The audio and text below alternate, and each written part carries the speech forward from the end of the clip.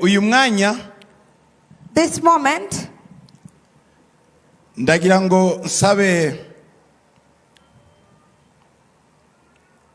Bishop Titus Masika. I would like to request to Bishop Dr. Titus Masika. Protocol mumuzane, please. Let me request him to come forward Aze aturamutse gatoya. so he can come and greet us briefly. Bishop Titus, Dr. Titus Masika ava muri Kenya. Ari kumwe na madamu we Agnes. Bishop Dr. Titus Masika comes from Kenya. He came with his wife. Ni umugabo ukomeye cyane. He's a very powerful man. Imana imukoresha ibintu bikomeye muri Afrika. God has been using him to do great things in Africa, Cyane cyane mu maregion yari yarishwe n'inzara mostly in the regions where they had famine kubera ubutayu. because of its desert. East Pokot, Kitui, In a place, Makweni, just uvuga ibyo mvuga. Makweni, Kitui, tushakishe kubyumva no muri Tanzania. in Tanzania, Donc yahinduye igihugu cy'ubutayu agihindura ishyamba mu buryo abantu bava ku isi baza kwiga metode akora kugira ngo abantu bave mu nzara. Uretse kuvuga ijambo ry'Imana, amaze gufasha abantu benshi cyane. Ibigo bikomeye biramwifashisha, za UN, za World Vision, kugira ngo abashe kubereka uko yuzuza ijambo ry'Imana ngo mu butayu nzahagira haturwa. he has transformed many nations, many regions that they're suffering from hunger, and he developed a model that the UN and the world, with the world outreach they've been using to develop, as he implied the principles that in the wilderness I would turn it into dwelling place. Ni ibintu byinshi Imana yamukoresheje. God has been using him to do great things. Reka baturamutse. Karibuni. Let me welcome him to greet us. Welcome.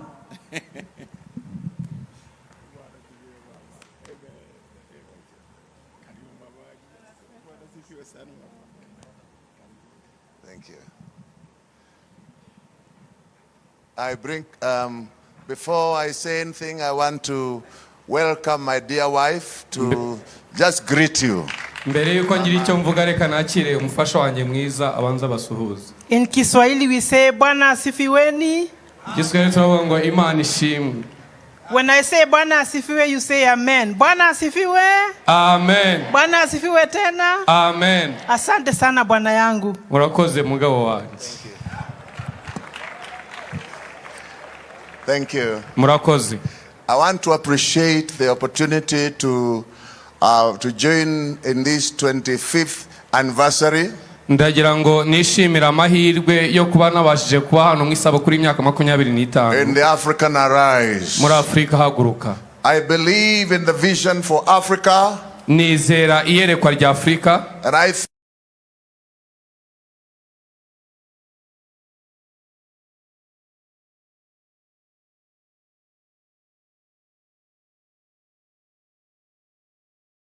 arise now. Kandi ubu tugiye guhaguruka. I am not seeing another time that we're gonna arise. Nta kindi gihe mbona tuzahagurukira. I come from a country called Kenya. Mva mu gihugu cyitwa Kenya. And in Kenya we need your prayers. Kandi muri Kenya dukeneye amasengesho yanyu. Because something happened about 3-4 weeks ago. Kwari ibintu byabaye mu byumweru bitatu cyangwa bine bitambutse. I've never seen in my life. Nari ntarabona mu buzima bwanjye bwose. We have been praying for prosperity of the country. Twasengeraga iterambere ry'igihugu. We have been praying for revival in the country. Dusengera ububyutse mu gihugu. But something else came. Ariko hari ikindi kintu cyaje. We are not sure whether it came from the devil or from God. Ntituzi niba byaraturutse kuri Satani cyangwa ku Mana. Our children abana bacu and grandchildren n'abuzukuru bacu one day umunsi umwe woke up bazabyuka and told us they are going away. batubwire ngo barigendeye. They are going to save Africa. Bagiye gukiza Afrika. They are going Afrika. to save Kenya. Bagiye gukiza Kenya. And they went away barangije baragenda from our homes. bava mu ngo zacu. And they said they are going to do 4 things. baravuga ngo bagiye gukora ibintu bine. But I heard 3 things. ariko numvise bitatu.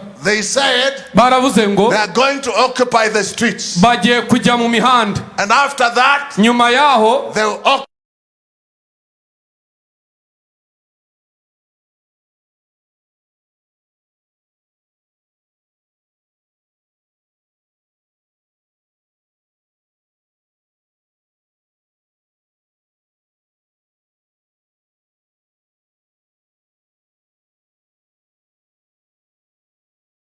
A revolution we have never seen. ivugura amatwi twari tutarabona. But you see the worst thing they said. Uzi ikintu cy'ubwenge bavuze? They said baravuze ngo they are going to occupy the church. bagiye no kujya mu nsengero. I said, my goodness. Ndavuga ngo mana yanjye. Allah. Ibigenze Allah. How are you going to occupy the church? Mugiye kwinjira gute mu nsengero? They said, wait a minute. Baravuga ngo nimwe muretse. We are going to, and they did it. Kandi barabikora. They went to parliament. Bagiye mu nteko ishinga They amategeko. got a mess. Bafata And they addressed themselves. barangije barivuga. But above all, Ariko Yesu yibye. they say they are coming to the church. Baravuga ngo baje no mu And nsengero. they organized to enter every church. Barangije bahitamo kuza mu rusengero. Yose. But to ensure no nonsense is going to be talked. Ariko baravuga ngo nta bintu bibi bizavugwa.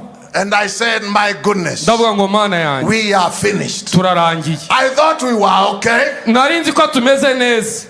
Now this is the worst thing. None iki nicyo giteye Why were ubwoba. they in the streets? Kubera iki bari mu mihanda. That's why we need to pray for Niyo Kenya. mpamvu dukeneye gusengera Kenya. Sometimes I wonder, Rimwe na rimwe njya ntinibaza. somebody went to church and was praying Ari munsi nagiye mu rusengero nsenga. and told God, remove the cobwebs out of my life. Ndani ndavuga ngo mana kuri imitego And bitagangurirwa mu every buzima time he bwanjye. would come and say the same thing. Wenda ruzaza avuge nk'ibyo. But the pastor heard him Ariko umushumba aramwumva. and told him, can you pray this way? Aramubwira ngo se wasenga gutya. Tell God to remove the spider. Bwira Imana ahubwo igukureho ibitagangurirwa. So I think we are seeing, as much as we are praying for the young people, Numva uko dusengera abantu we batoya. need to pray for the problems in Africa. Dukeneye gusengera ibibazo We biri muri need to Afurika. pray against tribalism in Africa. Dukwiye gusenga dusenya We need to amoko muri pray Afurika. against bad governance in Africa. Dukeneye gusenga dusenya ubuyobozi bubi muri Afurika. We need to pray Dukeneye gusenga against the biturwanya economic models uburyo bw'ubukungu. where people Abantu bacu who are in the rulership bari mu class, butegetsi they are exploiting everyone baraza bakariganya and umuntu wese enriching themselves. bakigira And abakire. now Africa, we have a big problem. None Afurika ifite ikibazo And gikomeye. as we arise here, Uko duhagaze I hano want to challenge us also to pray, ndagira ngo mbahiga because dusenge. we are having far too many millions Kuba dufite miliyoni nyinshi that are poor ariko ni abakene and far too few people kandi abantu bakeya cyane that are rich. nibo babakire. And that cannot continue anymore in Kandi Africa. ibyo ntibikwiye gukomeza muri Afurika. Why do you pray for Kenya? Kubera icyo usengera Kenya rero. When Kenya coughs, Iyo Kenya ikoroye East Africa gets a fever. Afurika y'Iburasirazuba yose irarwara.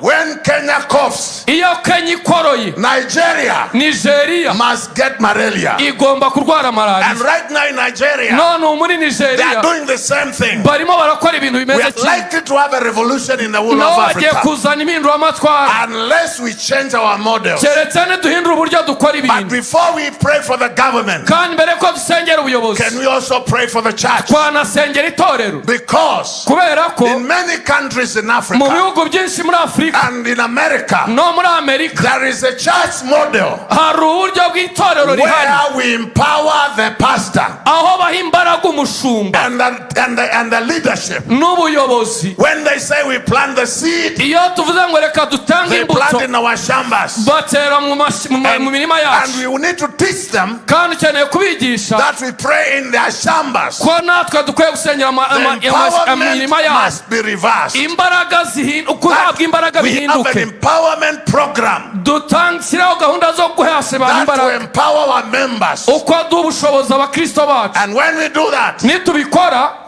the politicians abanyapolitiki will learn from us. bazatwigiraho, And they'll begin. bazatangira The politicians will begin abanyapolitiki to bazatangira realize they have to empower the populace. uburyo bakwiye guha imbaraga abaturage. And I thank God for Rwanda. Kandi ndashima Imana kubw'u Some Rwanda. 10 years ago, Imyaka 10 itambutse our organization partnered with World Vision, ikigo cyacu Rwanda. cyagiranye ubufatanye na World and Vision, we went in most of the parts of Rwanda, tujya mu bice byinshi by'u Rwanda setting up agricultural value chains. dushyiraho uburyo twahindura ibintu mu I buhinzi. remember in the Eastern, we are helping setting up